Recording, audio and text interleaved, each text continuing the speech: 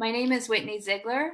I'm the founder of Big Rocks Organizing. We're a professional organizing, right-sizing, and move management company based in Beaverton, Oregon. We serve the Portland metro area in Southwest Washington, and we specialize in working with older adults and folks who identify as being neurodiverse. So we are offering this free monthly series called Rightsizing from the Inside Out for all of 2021. And each month we're focusing on a different topic. So we started from the very inside, talking about the core of who we are. And now we're moving, as things open up again, towards the outer part. So right-sizing from the inside out. So today we're going to be talking about unlocking the secrets to organize packing for travel with our special guest, Veronica Bishop. So excited to have you here today, Ronnie. Super, super excited. Thanks. So without further ado, I'm going to introduce you, and then I know you're going to add a little bit and introduce yourself as well. So Ronnie works as a content writer and a manager for professional organizers, and she's written some of our blogs as well, and she was the longtime writer behind Organizers Northwest blog. And in April, Big Rocks joined forces with Organizers Northwest as their founder, Missy, retired after 17 years of service to clients. So we're very honored that Ronnie is continuing to assist us with writing and sharing her wisdom with our community. And I have known Ronnie for at least 6 years. You were one of the very first people from NAPA, which is the National Association of Organizing and Productivity Professionals, from the Oregon chapter, to welcome me. You came up to me in a meeting and introduced yourself, and you were just so warm and friendly and welcoming, and I really appreciate that all these years later, and I'm glad that we were able to still work together and connect. And Ronnie, I know you were an organizer for over 8 years. So, and I also know that you are a travel packing ninja, that you're a world traveler. Introduce the amazing Ronnie Bishop. Thanks for being here. Thank you, Whitney, and thanks to you all for being here. So yes, I was a professional organizer for about 8 years, and then I started writing content for organizers and doing marketing. So that's primarily I do writing and content marketing for a lot of small service-based businesses, but organizers are a big chunk of my clients. And I just love writing and thinking about organizations, kind of in my blood. So and traveling is in my blood as well. My dad is from England, so I grew up going to Europe kind of at a fairly young age. We started visiting family there. And then in 2010, I met and married my husband, who is a French man. So we have family in France, which is why we're going to be staying there for a while. And so we go back and forth to France quite a bit. So my kind of specialty, I guess, is international travel. But I also do a lot of weekend trips. So I wrote a bunch of notes, and I'm going to share some of my favorite things, but feel free to jump in if you have specific questions, or write them in the chat. And I'm happy to kind of make it more conversational, because I think, everyone has different challenges when it comes to travel, and we don't all struggle with the same things. I remember my mom, hopefully this is okay that I'm saying this live on Facebook, she overpacks every single time. She just every single time brings way too much. I remember her bringing a French dictionary to France, went to like a giant French dictionary, and she carted it all over.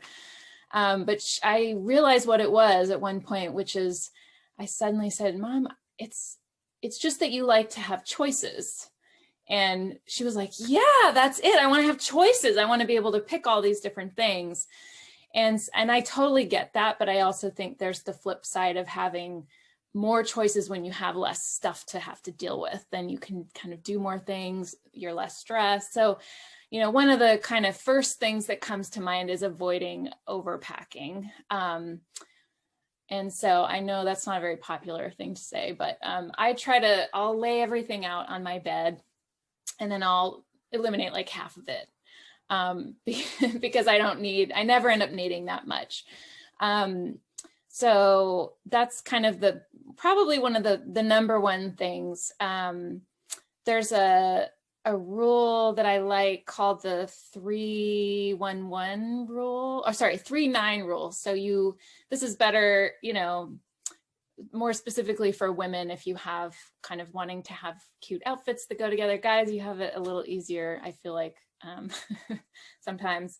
But the 3-9 rule is to bring 3 tops and 3 bottoms that all go together. And then when you mix and match them, you have 9 outfits that you can, so you can have a different outfit every day, but you still are packing kind of minimally. And kind of neutral colors obviously are better to have the most combinations.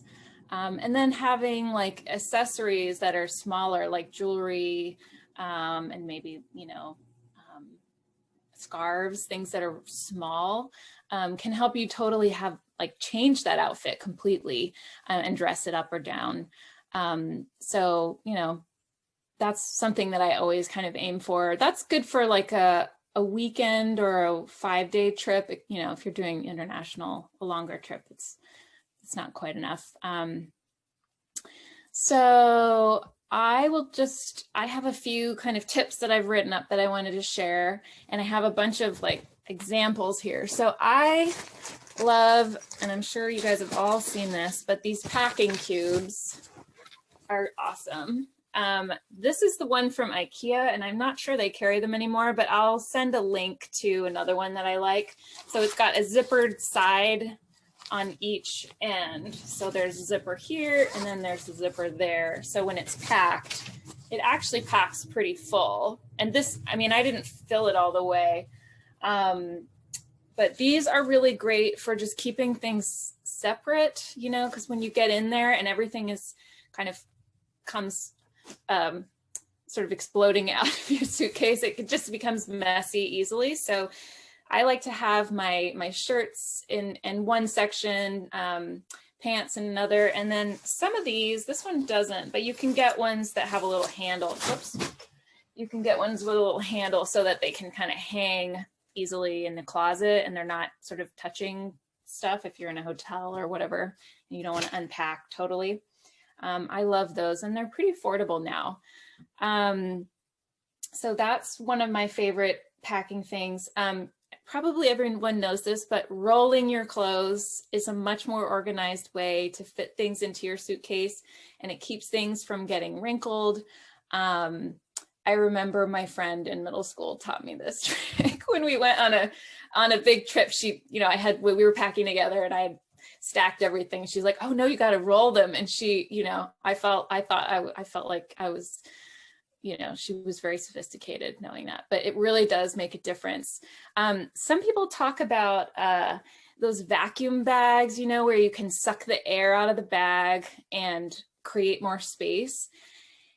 And lots of travel blogs recommend those, but I don't recommend them personally because it wrinkles everything that's inside the bag. And also it gives you the illusion that you can put more weight inside of your bag than you actually have allowance for. So because you can get quite a lot of material in there if you're vacuum packing everything. It's just, it ends up being overweight in my experience. So I don't particularly like those. They're good for like a weekend, but the problem is then you've all got to get it back inside of the, so I don't know how you have to take a vacuum with you. I don't know how that works, but I've never found much success with that particular tip. Maybe somebody else has. I'd love to hear about it. Am I doing okay so far? Okay, I'm just kind of riffing here. No, you're doing great. I've never tried the vacuum pack bags, but it just sounds really complicated. It's good for if you're moving and you've got those big bags and you've got clothes and you're putting them into storage. Like it's a really good safe space saver, but everything just gets really heavy kind of quickly. So I don't love it. Another thing is, this is perhaps rather unsexy, but I have a lot of these like little toiletry type bags and they're really cute.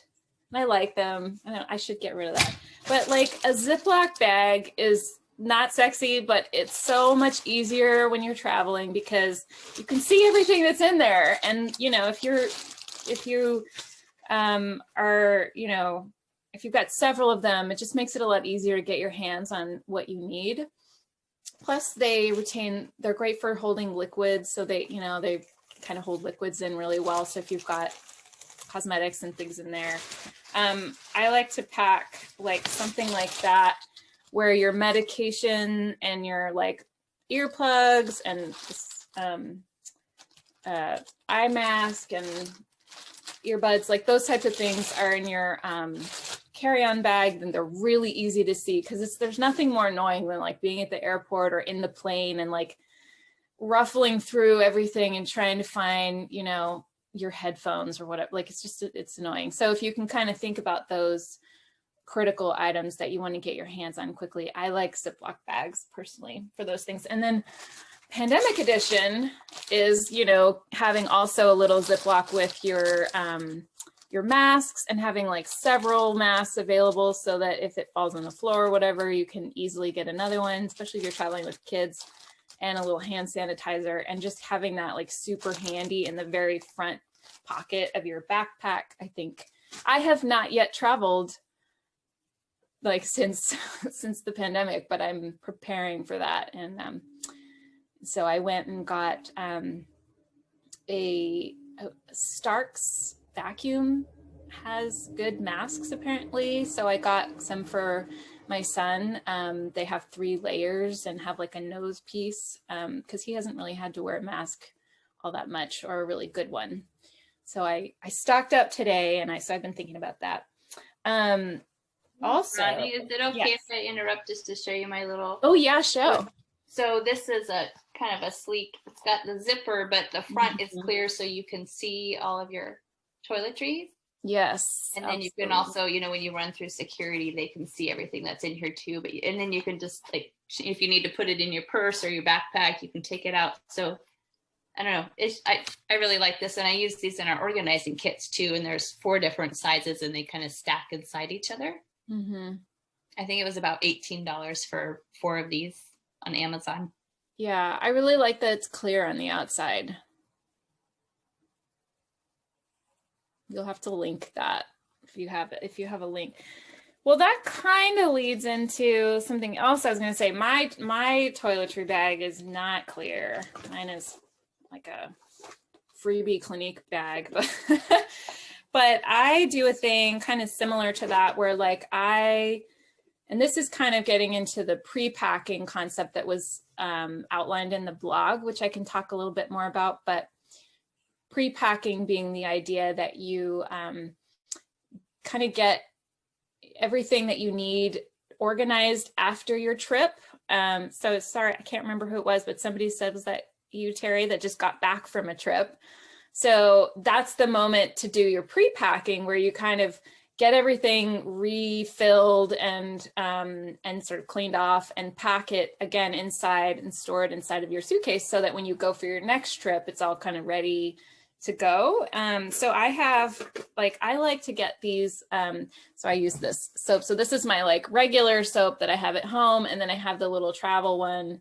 And so I just pump that directly into the, into the big one at the end of my trip, and then I put it away and I put it back. So I have my, all of my little things. And if something is low, I replace it then. So that I just kind of have it all ready, and it's done. Then I just close it, and that's my travel toiletries. And I don't take anything that's from my house, like my usual toilet. This is just, everything is already packed. And this is particularly good for weekend trips.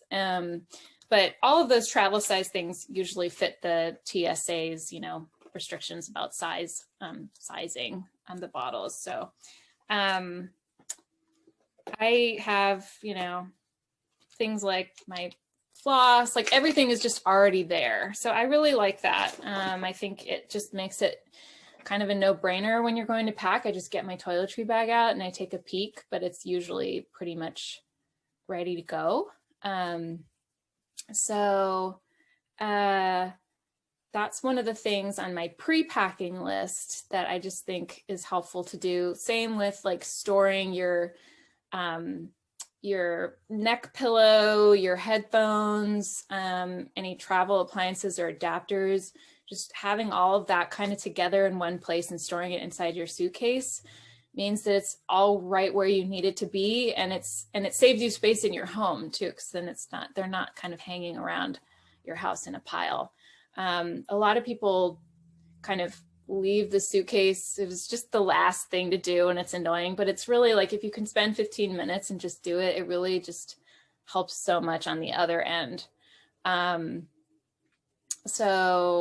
I also like the idea of having a packing list. I have like a couple of lists that I use. So I'll have one that's for a weekend trip, and then one for camping and one for a longer trip.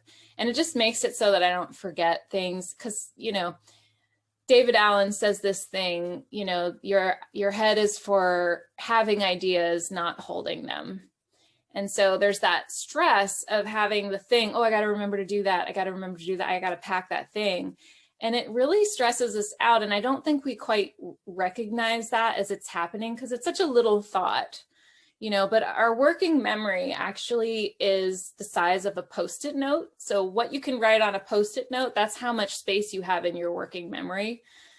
So if you're trying to remember 15 things that you need to pack, it's because there's other stuff you're trying to keep in your working memory too, right? So it really reduces stress having a list like that, and you can kind of refine it as you go. Whitney has a packing list PDF that was in that blog that I think she's going to send out, and that is just an easy printable one, or you can make your own. Just that one is a good starting point. Obviously the other last thing on the pre-packing list that I like to cover is document preparation. So just kind of having your photocopies of your passports, check your passport expiration date, and before, at the end of each trip, and just kind of keep it in your head. My husband's passport is expired, so he didn't see that, oh God, I'm gonna get in trouble. But it's just because we haven't traveled for a year and a half. So if you look at it every time, it just, it's there. Your insurance cards, just have copies of those things, and then just have them ready. And when you pack, always put those in a separate place so that if one gets lost, you have your copies. I just think that's a good thing to, clean out your passport holder or whatever you use, and put it, with your travel. The copies, I keep my copies of things in my suitcase with everything else. I guess maybe if you want to be extra secure, you could put them in, your secure, a secure place, but I just keep them together. Okay. So Ronnie, maybe people could scan documents too if they can save them in an encrypted format, just in case the worst disaster happened and you didn't have a physical copy anymore. Yeah, that's what I mean. That's what I meant. Maybe I didn't say that very well, but I keep my originals in a safe box, but I keep the scans inside of my travel, with my travel stuff stored when I'm not traveling inside of my suitcase, Cool. Yeah, I think it's good to have scans. Totally agree. Yeah, a picture on your phone too is a really good idea. We also need to have now, if you're vaccinated and you're going to a country that requires vaccination, having that card handy. So that's another thing to start. And I'm a scuba diver, so I have my little scuba diving book. So certain things that I like to have with me when traveling, I just store them all together. So those are the kind of pre-packing things. Whitney, do you have any other pre-packing things that you feel like I missed that are good to do? When I say pre-packing, I mean stuff that you can pack after each trip so that it's ready for the next one. No, I think that's a really great idea, and it's something that I need to get in the habit more of doing. Sometimes I get home late at night after a trip and I tell myself, oh, I'm going to do it tomorrow. I'm going to do it by the end of this week. And then, you get busy and wrapped up in other things and you forget to do it. And the next trip comes and you're like, dang it. Right. Well, the other really good thing about pre-packing is that if there's an evacuation situation, you have all that stuff that that's the same stuff that you're going to want if you get evacuated, which we experienced in Oregon this last year. My family, we were right on the evacuation line. We didn't end up evacuating, but it was close. And so I had to think about that in a more real way for the first time. And it was like, oh, what would I take? And it turned out to actually just be like my travel stuff, like, the essential things. So having them ready to grab. And so for that reason, I'm now keeping my suitcase with all that stuff kind of in a like somewhat more accessible place. It was kind of like at the back of my garage, and now it's like easier. It's an easier grab location next to the camping stuff in case we need to grab that stuff. Oh, that's a really great idea. Yeah, the camping stuff can be really like, if you have a little bit of time to plan an evacuation, like your stove and your propane and food, perishable, non-perishable food. Yeah. Anyway. So, and just again, one other thing on the safety thing is making sure that your medications and everything are all packed in your carry-on and not in your bag. Like any like important medications. I have lost my bag. I mean, the airport has lost my bag before on international trips, and it took one of those times it took almost a week to get my bag back. So it was, I didn't have anything like super critical, but yeah, like think about what you couldn't go without. Your medications, the medications, glasses, maybe a change of clothes. Mm-hmm. Yeah. Yeah, change of clothes is always good to have on, a trip where you're maybe, missing your luggage for a day or so when you don't have easy access to it. Yeah. And imagine a week. Wow. Mm-hmm. Well, and you're in clothes, like a change of clothes is really good. And beyond that, it's like, you can buy new clothes, but getting your medicine or, even like a topical cream, like you don't really think about it, that it's that important. But if you had to go a week, it's something that is hard to get replaced if you're in a foreign country, or just nice to have that ability to just not be stressed about it if that does happen. Yeah, totally. Minda had a comment in the chat. Is it okay if I share that? Yeah. She writes her hubby keeps a list of what to pack on the note application in his phone, and he adds to it throughout his trip. So if in a tropical location, he's got a note for that. And if he's in a colder location, he has a list for that. Mm-hmm. I do that too in a camping trip. If we're running low on something or I need to restock when we get home, I kind of make that list. So I don't have to use up that RAM in my brain, like David Allen says. Like, that was a really great tip that you mentioned. Yeah, I love that. And also like the things you run out of, but also the things that you didn't end up using.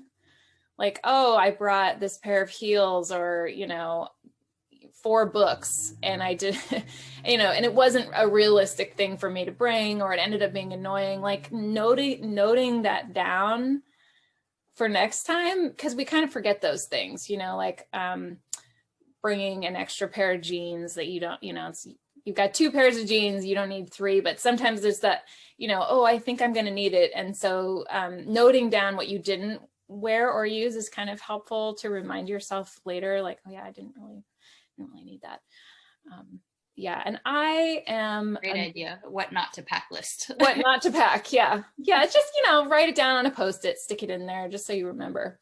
I am a big time reader, and I read a lot, and I read a lot on vacation. So it took me a long time to come around to, because I for a long time was like, I am a real book reader. I need a real book. But I will say that a Kindle or some kind of e-reader is really nice on a longer trip, and it's nice for camping trips too. I don't, you know, if you read a lot, I have found for traveling that it's really wonderful. Like it's just one thing, and I can download any books as I go. You just need an internet connection. The one I have is very simple. It doesn't do any fancy stuff. It just is books. But it has one feature that I really like is that it has a backlight, and they don't all have that. But when you have a backlight, it means that you can read in bed if your partner or your travel buddy is sleeping. I read when we're camping. I bring my Kindle and I read in the tent. It just, I don't know. It's a small thing, and I kind of my friends will be like, oh, you do that, you know, because I've just always loved books, but I just find the convenience to be totally worth it. So that's one little tip from me. I'm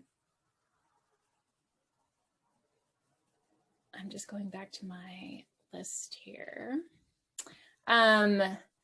Things that perform multiple functions are really good. So like if the thing only does one thing, this is true when organizing, like in the kitchen, like we always say, you know, if your kitchen appliance only does one thing, it's like a rice cooker, you know, it's taking up valuable real estate. And this is kind of true for packing as well. So things that only do a certain thing, it's like, is it really worth bringing that? So, you know, clothes that, like a scarf can be used for all these different purposes. Let's see, a sarong, rather than those fancy towels that are like travel towels. A sarong works really well in place of that, and also can be like a beach blanket or something to sit on, you know, so it can perform multiple functions. So yeah, I don't know if anyone has any items like that they can speak to, but I'm trying to think of something else. Like, you know, those pants that zip off that that your dad wore when he, like those are great, you know? So, I mean, some of those things are maybe kind of nerdy or whatever, but it's just, you know, when you have to fit everything inside of a backpack, I did a lot of shoestring trips when I was, you know, in college, and kind of learned how to live out of a backpack, which I don't know that I would go back to be honest, because everything that's at the bottom is like really down there, you know. But I just think, you know, learning how to make things stretch and have multiple purposes is really useful. Do you have a question, Jennifer? Actually, it's funny because my youngest son is in Boy Scouts, and they actually teach us how to pack a backpack so that you do have an entire weekend's worth of clothes and your food and your cooking, or your all your cooking supplies, and you know, your sleeping bag and tent and mat, all of that fits in one backpack. And it really is amazing when you get there, you realize, oh, I forgot the toothbrush. Oh, I forgot the toothpaste. And I really like the idea of the pre-packing, where those are, if you get those in the backpack already, then that's one less thing that you have to remember. But, you know, when you're doing it every month or every other weekend, it becomes ingrained, I've noticed too. Yeah, that's so good. Such a great skill to learn, how to pack a backpack. You know, a lot of people don't really, you know, I don't remember ever learning that specifically, but and a part of that is how to pack it strategically. What was that book where they made the movie with Reese Witherspoon, where she goes hiking on the Pacific Crest Trail? I'm trying to remember the name of it. Yeah, it's by Cheryl Strayed. I know. Yeah. Wild. Yeah. Yeah. So, you know, she goes into detail, and thank you, Rebecca. She goes into detail in the book about how she packs her backpack. And it's really interesting. Like I loved that book. And, but using those outer pockets and So, you know, that's a big, I think, part of just having things be accessible, and you don't want to be kind of constantly shuffling through everything. Because again, I think the point of all this conversation is reducing stress, you know, There so was when also, you, yeah. there's also the food component too, because like what you were saying about the last minute or emergency situation you were in, you know, and when you're going out camping or hiking, or say you're on a weekend trip and you're actually in the hotel, but sometimes you don't know when your next meal will be. So it was always cool to learn the different ways to pack meals in a compact way. You know, to be able to make spaghetti sauce and to learn that you could actually dehydrate spaghetti sauce in sheets, sort of like fruit by the foot kind of thing. And then you just add that to your noodles, add some water, and boom, you've got fresh spaghetti. And it was things like that that was just like, you don't really think about in the just in case type of thing. Right. Yeah. Well, and so much of packing well is about thinking about what are the actual needs that you're going to have, and then kind of, you know, not overdoing it. Because I think when you've got too much, it just adds to the stress and makes it a lot harder to enjoy being in the moment. Especially, you know, I hear a lot of stories being married to a European and being in Europe. I hear a lot of stories from more specifically Americans who come to Europe and they're like, I'm doing Europe in 10 days. And they're like, they go to Paris for 2 days and they go to Rome for 2 days. And, you know, they go to where, you know, and it's like, so you're just constantly on a train, you're constantly packing and repacking everything over and over, which is why those cubes and like smaller things are really handy. But that's such a different thing to going out into the wilderness and sitting by a campfire, and the things you need are really different. So that's again why those packing lists are kind of really handy, because I don't know about you, but my brain sometimes doesn't always compute that like this is actually, and sometimes we don't know, right, exactly what to expect. So having the list kind of helps. Oh yeah, I'm not going on a 2-month vacation. I'm going away for 4 days. I don't need all the things, you know, all the things. And right. Even organizers kind of, you know, I like choices. So it just sometimes it just helps again to kind of make a standard procedure for that stuff. And then you don't have to think about it. You were talking about different needs for different types of trips. I had a question come in through the private chat about business travel. You know, is there anything that you recommend doing differently as far as packing for a business trip? That's a good one. So for business trips, again, I think the combination of having 3 different, you know, things that you can mix and match is really helpful, because usually for a business trip, it's quite short. The suitcases that have the, you know, the thing that closes over the top of your clothes that kind of snaps in and lays everything flat, those kind of act like an iron, and they help just keep everything in place, because the more things are moving around, they get kind of wrinkled. So I really like those kinds of specific, they're, you know, nice luggage for a business trip. And, you know, for me, I mean, it really depends on where you're going. If you're going to like a convention or something, you know, I think things like sensible shoes. I know this is like a really boring thing to say, but like you're going to be on your feet all day. Bringing like a water bottle so you can hydrate. Again, you're talking to people all day. Those kind of basic comforts, I think, are really important, because it takes quite a lot of stamina to do a business trip like that for, you know, a number of days in a row. Having your earplugs and, you know, mask. I'm trying to think if there's anything specific to business otherwise. I like having my, I have a hotspot for my phone, which I'm kind of embarrassed to say this, but I didn't I didn't do it until like last year. I kind of thought, I don't know, I didn't understand how to do it. I thought it would be complicated, and it was actually really easy. And I had to do it because of the ice storms we had this last year.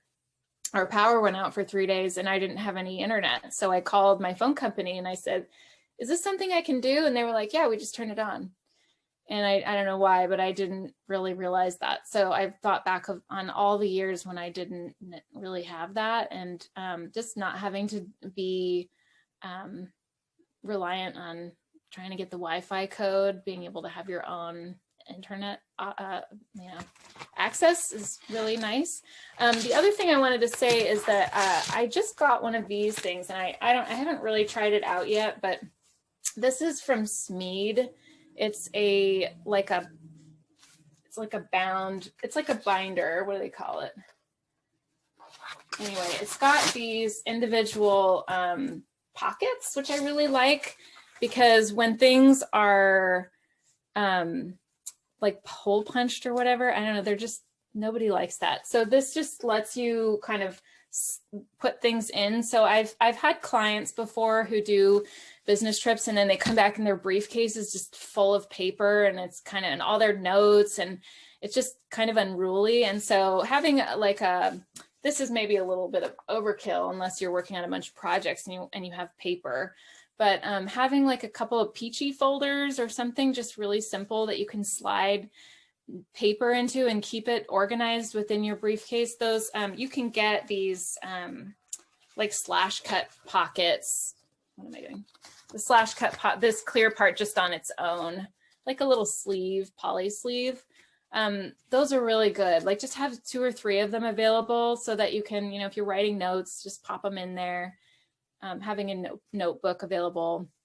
I am personally paperless, so I try to write notes on my computer and then have them electronic like immediately, because if I write them out longhand, then I don't end up typing them out and I sort of lose the information. So I try to do that. I don't know if other people have experience with business trips when you're trying to kind of take notes and keep it all organized. I don't know if anybody has any thoughts on that, but I'd be curious to hear it. It's a lot. And I think they say that 80% of our papers, we never go back and look at them again after a training or a seminar. So I try to be really selective about the notes that I keep or scan. Yeah. And I use Camcard to scan business cards. Oh, so, yeah, that's good. Yeah, so I just scan it and then I give it back to the person, so I don't have to take it at all. So it's environmentally friendly, and then I don't have this like bulging folder of business cards, and you get home and you're like, who is this again? Yeah, I also try to link in with people like right that moment, like, you get the card and like, oh, let me find you, I mean, maybe not in that exact moment, but yeah, and then you're linked in. And yeah, I totally agree with that. I feel like for some reason, I don't know why, but when I write, it's because I've been electronic for so long. But I find that paper becomes static really quickly. So yeah, if there's something that I'm really excited about, I'll try to take notes in a way and then email them to myself. So there's a call to action, like this is now in my inbox and I need to, okay, what am I going to do with it? Am I going to send it to my team? Am I going to put it, add it to my documentation, my system, my SOP procedure, whatever use it has, but that way you're really using it instead of just and when you're traveling for business, again, like I have some sensory overwhelm challenges. So if there's a lot of overhead lighting and it's glaring and there's a lot of background sound, I just get to a point where I'm saturated and I can't absorb more information. So just trying to be really selective, like you said, Whitney, and like take in what, I feel like the things that really matter kind of manage to stay in there somehow. So yeah, anyway, sorry, I'm just babbling. I'm just looking at my list. I see that I have 4 minutes left on my little time timer here. I see that Jen has a question. Oh yeah, go ahead. Okay to break in. Yeah. So yeah, when it comes to business, I know, because a lot of times we want to take notes. And one of the things that I've learned, I use the little number 4 pads, and then I bring the mechanical pencil. And then that typically is enough paper. Just one little pad of paper is enough typically for a weekend of notes. And something that I learned in my business trips is that one of the things about note taking is you retain 65% when you're actually taking down notes, versus if you're just listening, it's closer to like 30%. So it's almost double from listening to note taking. But one of the other things I find really cool is you could listen to the same thing twice and get different notes because of your personal growth from the first time you heard it to the second time you heard it. And so it's kind of nice to have those written notes to go back on and be able to see where you grew as a person yourself.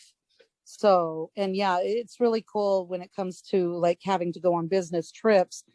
It's even more fun when you can make it, like you were saying with the 3-9 program, to pack minimally for your outfits. And it's fun to make different outfits out of the few things that you have. And especially if it's only going to be like a weekend trip, you really don't need but a couple of outfits for something like that, guys or gals. Yeah. Thank you for that, Jen. Ronnie, we have a request. If you could, I don't know, maybe afterwards send us the link to the binder with the slash pockets. Oh, sure. Yeah. I got it on Amazon, but it's a Smead product. Okay, we'll have Minda put it in our email with all the resources that she'll send out afterward. Yeah. There was one other like that thing at Office Depot too. Oh yeah, that's good. One of the other things that I like that I don't think I mentioned is these. You can also get these like zippered pouches. This one I got, I think, from 1111 Supply, but they have them on Amazon too, and they're just really good for, this one has office supplies, but I have another one. This one I have like my electronics in, and it has a little hook. So, these kinds of little zippered things are kind of handy for, I like having pencils and sticky notes and stuff like that. Definitely. So I'll put a link to those things, and I have some packing cubes that I recommend, so I'll throw that in as well. I've had 2 questions come in via chat, Ronnie. One is, you're talking about rolling up clothes and fitting them in the suitcase. Some of us might be people of a different size, like we're not all a size 4 or size 6. What if we are a plus size person and our clothes just take up more space? Or maybe we're really tall, for example. Do you have any suggestions for that? And then also too, when you need business clothes and casual, you talked about maybe dressing things up or down. Could you maybe go into a little bit more depth on that? Sure, yeah. I think that, there are certain items that work for both. So you can make something into a business outfit by adding a blazer, for example. But then what's underneath it is more casual. So I think, kind of mixing and matching and doing layers is a good way to kind of get as much as you can out of those items. So yeah, I feel like business casual these days, like business clothes have changed quite a lot from what it used to be. And it's a little more on the casual side. So having like something that's really professional, or a couple of choices that are more professional, and then, more casual, and being able to kind of put them together. It's hard. I feel like, having an outfit, once you kind of decide what feels good, then you kind of, what those things are. But I like to have like a blouse, or like a, just something that is jersey material. It doesn't wrinkle too much, so that having a like jersey, fabric underneath a blazer, but then which could also be worn on its own, for example, I think can just make it go further. And you're talking about bigger things. Jeans and those types of like big sweaters just take up a lot of space. So if you can layer thinner layers kind of on top of each other and avoid taking really bulky things, I think that really helps cut down on that a lot. But, I think, again, just not overpacking is one of the biggest pieces. I don't know. Do you have anything to add to that, Whitney? Not off the top of my head. I mean, we talked a little bit about the vacuum pack. So yeah. Or maybe wearing your bulkiest items on the plane if you're taking a plane. Mm-hmm. I used to do that with international travel. Mm-hmm. And it's cold on airplanes. I'm always freezing. So yeah, that's a good tip. Yeah. I know we have some world travelers amongst us. Minda has lived in several post-war countries that have been rebuilding in her work with Mercy Corps. I know Alex has lived in Thailand and other places. So I'm just curious, is it okay, Ronnie, if we open it up to the group to absolutely share their favorite travel packing tips and hacks? Yeah. I think it's just, as you talked about the camping versus city travel, it's thinking, okay, what can I get there and what can I not get there?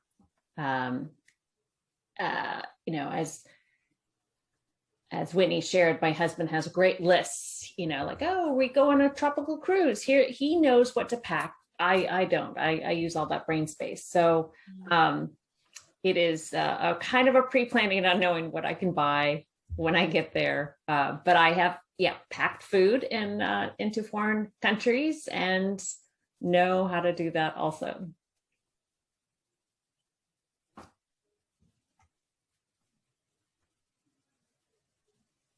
Alex, how about you? You were quite the traveler.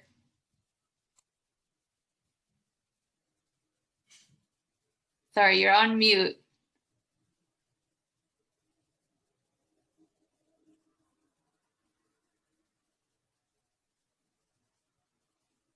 I think, but while Alex is figuring that out, Ronnie, something that I didn't know, like when I went into the Peace Corps, I was posted in Poland, so in Europe.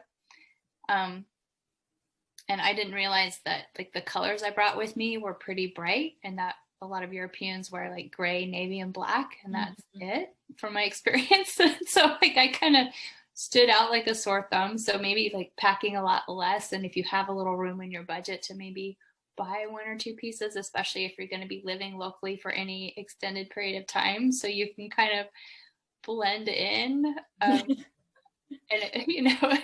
that's one of my tips that I learned. Yeah, I feel like that's true in France too. Like I remember seeing lots of black, classic black. And it's harder with patterns to mix patterns together, so it doesn't really go with as many other pieces. So yeah, I agree with that. Also, darker colors don't show stains, so if you spill something or whatever, it's not as big of a deal. And that's true for packing kids' clothes as well. Like kids just get dirty, and so having darker colors can kind of help make them go a little bit longer. Yes, always pack more kids' underwear than you ever think possible.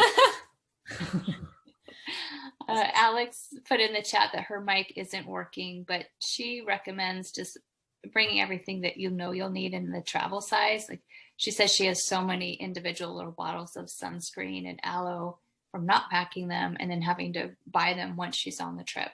So having those multiple things. Yeah, that's really a great idea. And I've bought things like mosquito, repellent and things like that I hadn't, just hadn't packed. And then I just keep them in my travel stuff. If I bought it on a trip, then I probably will need it for the next one. So for the pre-packing, I just keep it in there. Yeah. And ibuprofen and, Tylenol, those types of things. I always travel with those things too. The other good thing, there's in the UK, it's called Veronica.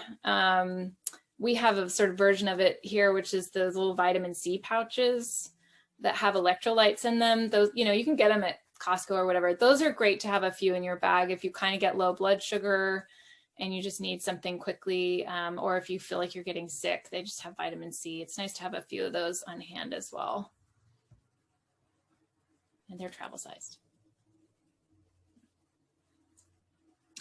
We spoke of what to do during a business trip to kind of remind you of things, but I also find if I don't post on Facebook during the trip about the amazing experiences of the pictures, I tend not to go back and do it. And so I kind of stop myself and pick at least one awesome picture of the day, because I do love the Facebook memories of 5 years ago, you were in Copenhagen. And so that's a tip for myself to be more, I guess, posting more for the next time, because it does become kind of my little travel journal. That's good. And it's also, if you are taking a plane, it's a good time to go through your pictures on the way back, because you're sitting, you know, with probably no internet. Just, you know, it's a good time to do it when it's fresh, because we'd never go back, you know, and do it later, you know, and a lot of the time we take 8 different versions of the same photo that can kind of be gone through a little bit. I always do that on the way home. That's a great tip. Alex, are you back? Is your mic working? Maybe not. I think so. Yes, I think it's working now. Yeah. Are you guys able to hear me? Yeah. Yeah. Did Yeah, you yeah, have anything you wanted to share from your globetrotting experiences? Yeah, it's, you know, always leave room in your suitcase on the way there, because you are going to want to bring something home. So I've definitely had to leave things that I brought along just to make room, or pay for that overweight suitcase, which nobody likes to do. Yeah. Yeah, I saw a thing when I was looking, you know, just looking at seeing if there were any tips I could add, and I saw this tip. I didn't write it down, but it said, bring your old underwear and clothes that you don't like anymore, and then get rid of them while you're on your trip. So you have room in your suitcase when you come back. I thought, oh, what do you do with them? Just throw them away? Yeah. You could, if you have enough rags to clean your house, or you have Norwex, you don't need your old underwear to dust the table. I mean, I get throwing away the underwear, but yeah, find a Goodwill and donate the clothes, you know, bring all your old clothes that you're planning on donating, and then you have room in your bag. For me, like at the end of my 2 years in the Peace Corps, I was so, you know, I had my capsule wardrobe, but I had worn it for 2 years and I was so tired of it that I gave it to my host sister. Like, the clothes were still in good shape. She was thrilled to have them. And then I had room in my suitcase to bring mementos home. So it all worked out. That's good. Yeah, Yeah, you do get I agree with your Ziploc bags. I use them when I travel all the time, because they do keep things secure so they don't leak all over everything. And I have some that I just keep, you know, stuff in all the time. And I haven't traveled much in the last year and a half, but normally I take 5 or 6 trips a year. So it's easy for me to have things, you know, sort of together. So when I do pack, it's quicker. Like you say, pre-packing helps a lot. Yeah. Terry, is there any particular kind of luggage that you like for your travels? Well, I ended up going to the hard suitcases, because the other ones were just, they wear out too quickly. And it also keeps things from, you know, getting smashed. So that's what I've ended up using. Yeah, we got to a point where, like, there was one year where we were looking around the airport and we were like, all these people have these fancy suitcases and the wheels swivel around in all directions. Oh, I love those. Like, that looks really nice. And, you know, we're always the backpacker people, but we got one and it was like, oh, and my son could ride on it. You know, he really liked that. yeah, it's worth it. Yeah. You Yeah. know, you're a real adult then. Yeah. When you have the 4 wheels, it's so much easier to move them around. Yeah. Stand up. When you have the 2 wheels, they're always falling over. And well, and it's funny, within one generation, we've made so many advancements in luggage, like, you know, the kind that you had to pick up from the handle wasn't really that long ago. So yeah. Well, some of us are older than others here, and we've gone through quite a few different types of suitcases over the years. I'm glad it's gotten better. Definitely. Well, Ronnie, thank you so much for being our special guest today and sharing your travel tips with us. I know Minda's going to send out the handout that you created specifically for people who are here today afterwards. So thank you for creating that resource for us. We really appreciate you. And thanks to everyone for attending and sharing, you know, your experiences and your tips too. Next month, the 3rd Wednesday in July from 4 to 5, we'll be back. And our next installment, we're going to be talking about mindful integration as far as our post-pandemic lives. You know, we went from being on pause for a year and a half to just like full throttle right now with everything opening up. And maybe it's time to take a step back and just think about mindfully, okay, what do I want to keep? What do I want to add? What do I want to subtract? Like, what do you want your quote post-pandemic life to look like? And how can you stay true to your big rocks and your values? So that's next month. Love that.